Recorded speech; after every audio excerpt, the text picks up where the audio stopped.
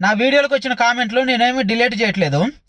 నేను అంతకుముందు ఒక వీడియోలో పవన్ కళ్యాణ్ గురించి మాట్లాడితే ఒకడు కామెంట్ పెట్టిండు, పవన్ కళ్యాణ్ దేవుడు నువ్వు నాశనం అయిపోతావు తొందరలోనే అని. నీకంత భక్తి ఉంటే నువ్వు వెళ్ళి వాడి పాదాల దగ్గర కూర్చొని వాడి పాదసేవ చేసుకుంటా వాడికి భజన చేసుకో. నువ్వు కూడా సరిపోతే నీ ఇల్లి పాదిని తీసుకెళ్ళి వాడి పాదాల దగ్గర కూర్చొని వాడి నామస్మరణ చేసుకుంటా భజన చేసుకుంటా ఉండండి.